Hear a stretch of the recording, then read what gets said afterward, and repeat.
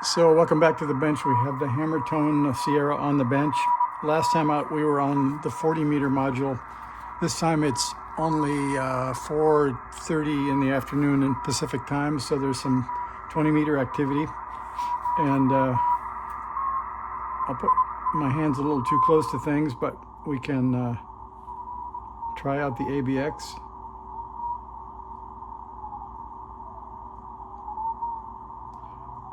Tuning is more touchy on 20 meters.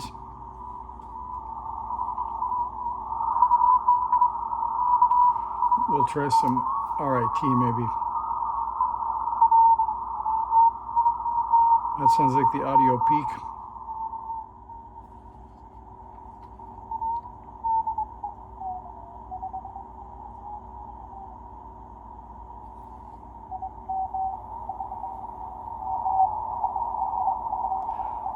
That's pretty good.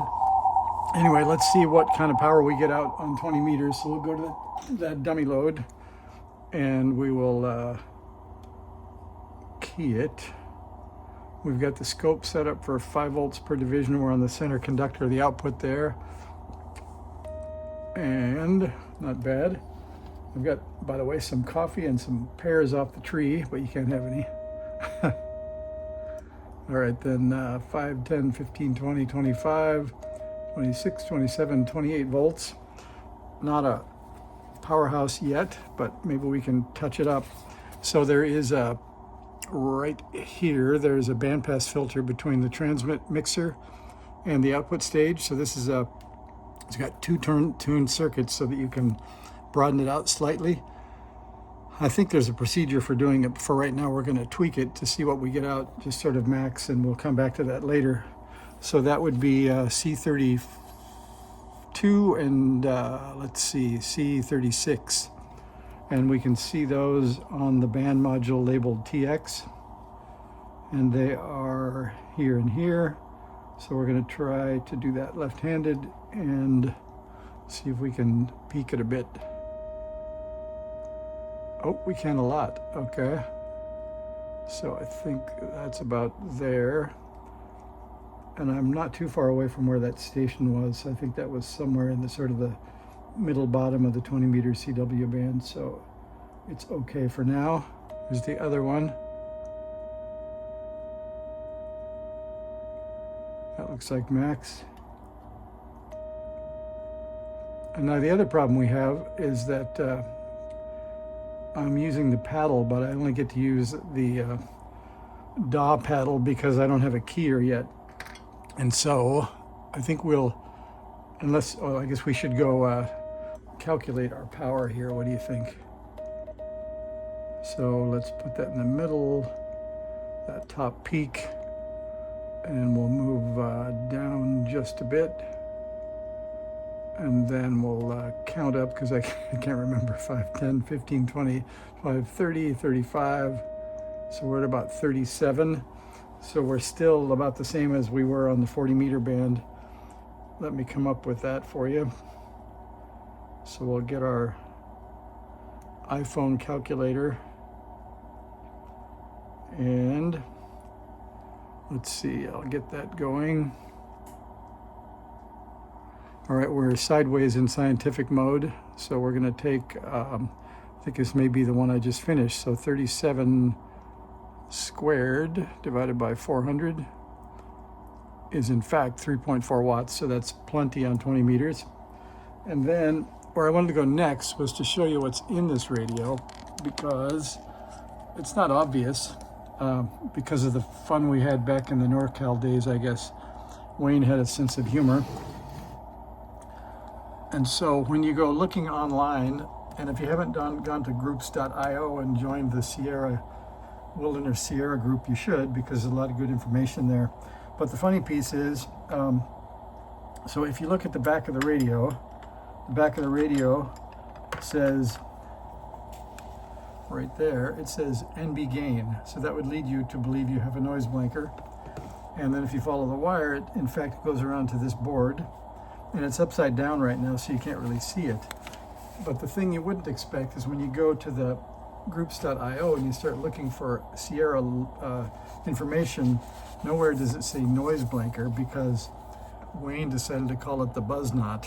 So if you go look for the words buzz knot, you will find the noise blanker documentation, and this is it. And it is the manual for when the buzz knot came out, and it looks like that. And so you can see it's the kind of noise gate thing that we take a feed off of the receive mixer and we can drive a gate for when we get noises. And then he was nice enough to give you even a 555 based noise simulator, so when you get your buzz knot tuned up you can actually see if it works.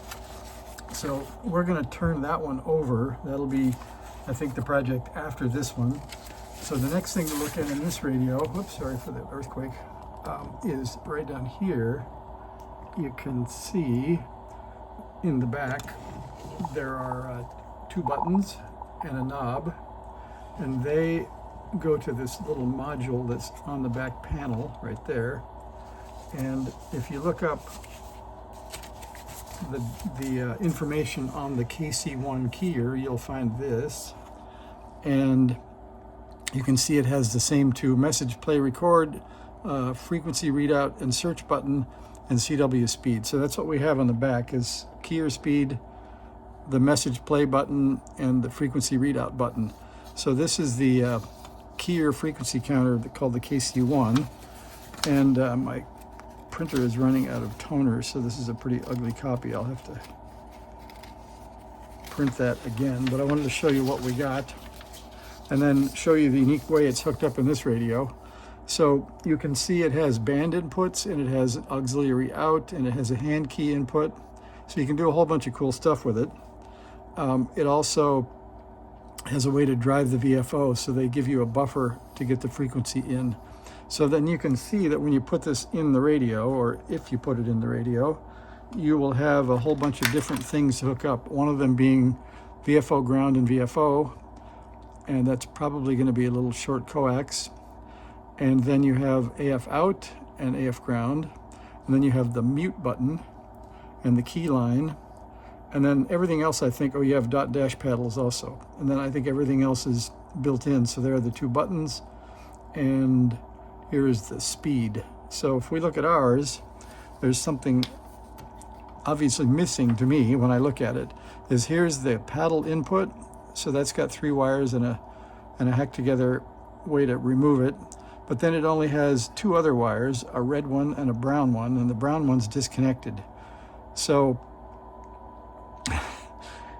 I'm not really sure, unless they use ground off the chassis, if this even has a prayer.